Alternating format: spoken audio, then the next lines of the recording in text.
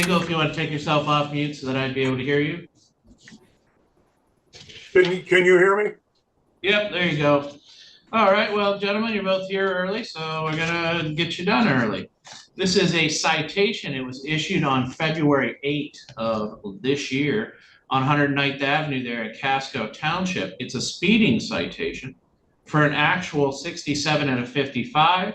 However, the deputy only wrote you a 1 to 5 over speeding ticket. So, Mr. Dingle, you're here on this 1 to 5 over speeding ticket to do one of three things.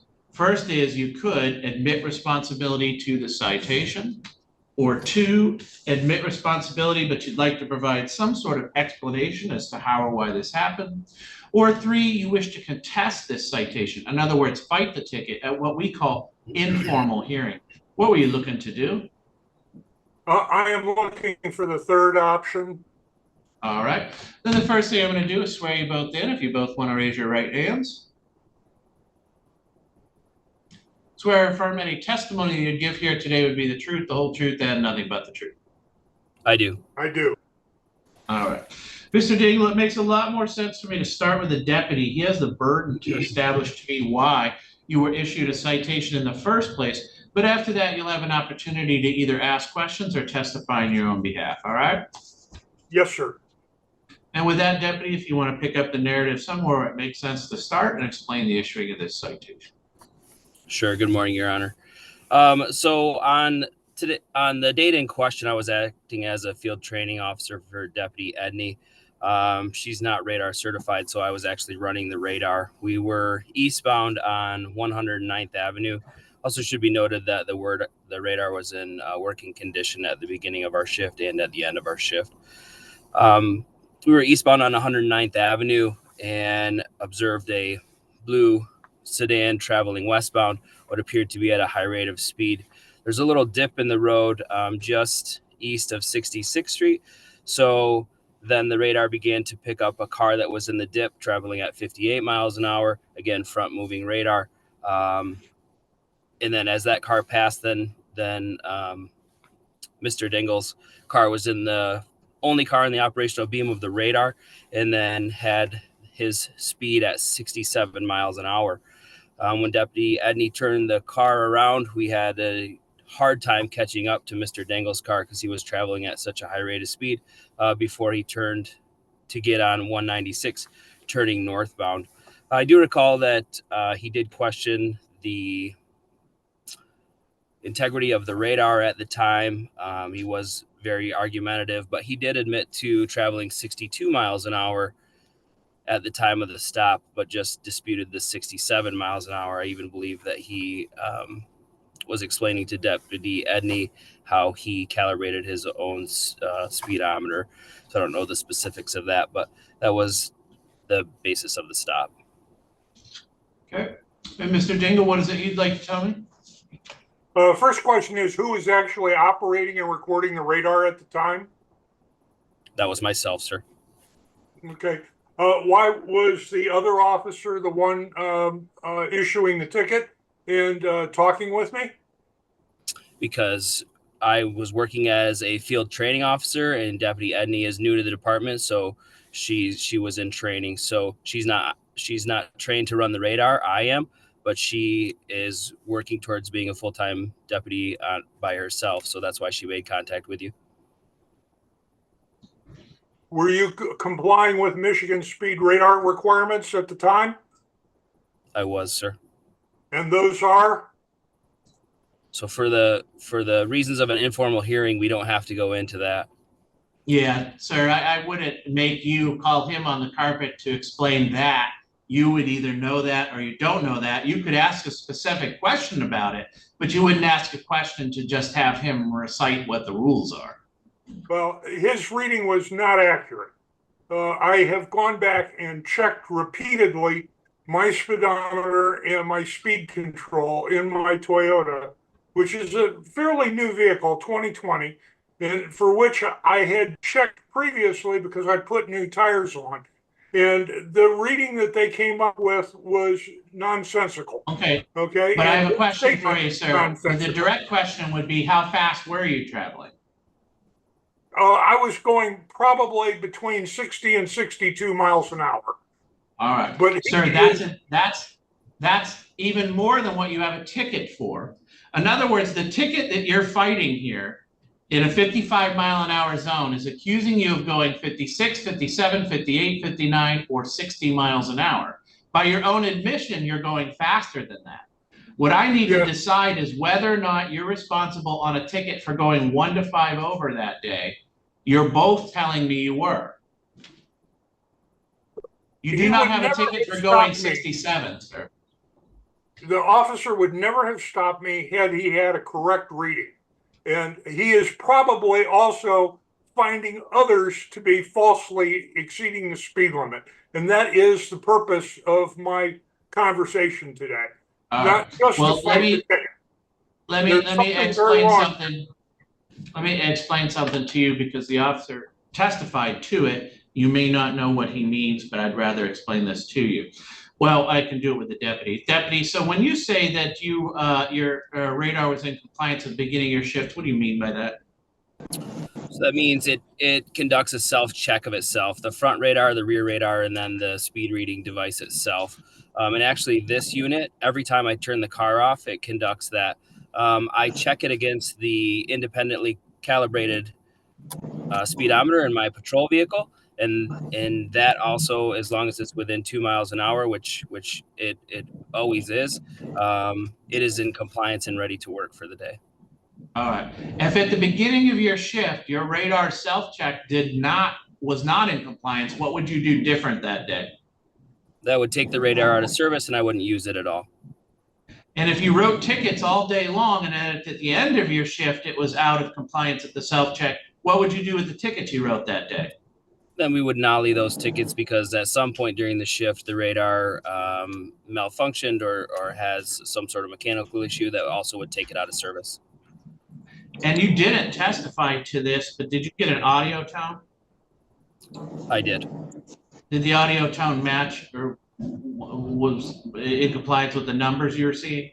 It was, especially when we had the car at the lower speed, you know, the tone matched what we would consistently see with that 57, 58. And then as the Mr. Dengle's car came into the operational beam of the radar, much higher tone, indicating, again, higher speed than the cars that we had just passed. All right. So, Mr. Dingle, I want to sort of recap this for you just so you, I want to make sure you understand. So the deputy is saying that he sees your car at a high rate of speed, but we don't let the deputies just sort of pick what speed you're going. They probably could if they've been road deputies long enough, but that's not terribly scientific.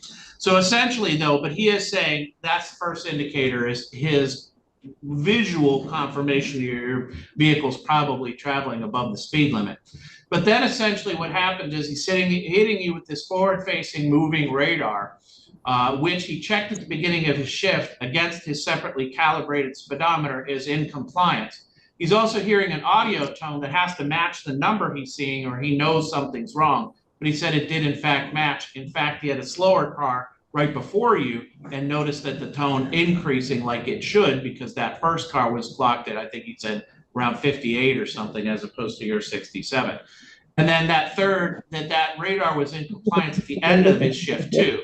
So it's essentially 4 things he's saying. Now, I give you all the credit your testimony is due that you tinker with your vehicle more than the average Joe, and that as far as you're concerned, you think your speedometer is accurate and that you don't think you ever hit 67. But the problem is what I have to decide here today is whether or not you hit 57, 58, 59, or 60, because that's what the ticket is that you're written. That's what I have to decide. But even by your own admission, putting out all the evidence of anything faster than 62, you're admitting that you were in fact speeding worse than the ticket that you got. So for purposes of what this informal hearing is, where I have to find that the deputy met his burden, I would find you responsible on this citation as it's written. Here's the part that I want to make sure you understand. You can accept that finding, and then essentially you would need to make arrangements to pay that fines and costs. But because you had a contested hearing, you have a right to say, I don't agree with what just happened there. I don't think I should have been found responsible on that ticket.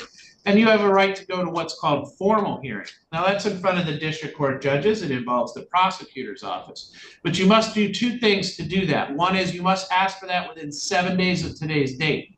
The window of opportunity closes for you to further appeal this. And second, you must come in and do that in person because you would need to post a bond in the amount of the fine. Understand your rights on appeal? No, I Yes. do. Okay, then we're all set. What we need to do here today, I'm gonna go ahead and release parties. Thank you. All right, Mr. White, are you able to hear me? Yeah. This is a citation issued on May 29th of this year on 109th there in Lee Township, Allen County, State of Michigan. This is for illegal window tint. You're here, Mr. White, on this civil infraction to do one of three things. First is you could admit responsibility to the citation, or two, admit responsibility, but you'd like to provide some sort of explanation as to how or why this happened. Or three, you wish to contest this citation. In other words, fight the ticket at what we call informal hearing. What were you looking to do? What'd you say the second one was? Admit with explanation. And the third one was to fight it. Uh-huh. Okay. Could I do that one? Well, okay. So basically, I just got like that car that I got pulled over in pretty much not even probably a month before that. And that's how it came. So I haven't driven it since I got it pretty much. It's sat in the garage. It's a sports car. So I haven't driven it until Memorial Day when that happened. And it came like that. So I don't understand, like, I don't know. I just really haven't driven it. It's sat in the garage until Memorial Day when I went up to Okay, South well, Asia. let me put it to you this way. If you're ever driving it around, you have to make sure the vehicle's legal. Right now, it has a tint on it that's not legal. So anytime you're driving that around, you're driving it around with a legal window tint. Right. But I'm saying that's how it came. Like I didn't put that on there. And I got Doesn't like matter, police sir. You can't drive a car around unless it's street legal. So you, as the owner now, have the responsibility to make it street legal before you drive it around. Right. But what's it called? Gonna say I just got done moving and everything, so I haven't even had time to do anything to it. I just kind of, just put it in the garage pretty much and drove my second car. All right, and that's perfectly legal. But if you drive this car around, you can't drive it with your windows tinted like this. All right. And then the police officer that pulled me over, there was people that went past him. There was somebody that had a 5% tint that went past him before me, and he didn't like pull out or anything. He only pulled out for me. And then also I was gonna ask you, okay, so during that traffic stop, they pretty much, they said, hey, could we run the dog around your car, right? And I said, okay, that's cool, but I don't want any searches or whatever. He said, okay, could you step out of the car and come back here so that way the dog doesn't mistake All you right, for. Mr. White, do you want to admit that you were driving a car with tinted windows? Or do you want to have a hearing and say you were not driving a car with tinted windows? I want to admit with explanation or whatever the minimum was. And so I will tell you the two ways you can make this better. One is take the tint off, or two, get a letter from a doctor that you're allowed to have the tint on your windows. Those are the two options you have. Just to let you know in the future. Otherwise, you're just going to keep getting pulled over for this. All right. I was going to take it off when I got the money to and everything, but I just got done moving and stuff, like I said, and I just brought that car and I driven it once and then that happened. So, and it came like that. I haven't even had it a month when I got pulled over. And then the dealership and everything can tell you that's how it came. So, I mean, I understand that. And then also I wanted to say when I got pulled over, like I said, they asked to do a search, and I pretty much told them I didn't want them to search the car, but they can, run the dog around it. So why is it that he like went inside the door and put the dog inside my car, and I told him to take it out and multiple times, and he acted like he couldn't hear me. And then the rest of the cops that were there, I was telling them to tell him to get the dog out, and they're pretty much like, "Oh, we're not the dog handler." And I said, "Could you please ask him to take the dog out of my car?" And they didn't. And then after he didn't find anything, then he pretty much just said, "Yep, I'm writing you for this ticket, and then you can, whatever, pretty much." So Well, why sir, is the that? only thing I have in front of me to decide is whether or not you were operating with illegal window tint. The other thing too, just to make clear to you, is I am not this officer's boss. I'm judicial branch. He is executive branch. So it sounds to me like maybe you wish to make a complaint about what happened. Just to let you know, you would complain up his chain of command. You wouldn't complain to the court. You understand the difference? Yeah. Okay. So as far as this ticket is concerned, you do need to make arrangements to pay that $100 fines and costs. And like I said, if you're driving the car, you need to make sure either it doesn't have the tint or you are allowed to have the tint. Those are really kind of your only two options. That make sense? Yeah. All right. Well, you're all set for what we needed to do here. I'm going to go ahead and release you. Thank you.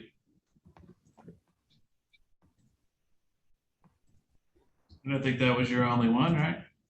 Yes, sir. All right, I'm gonna release you. Thank you.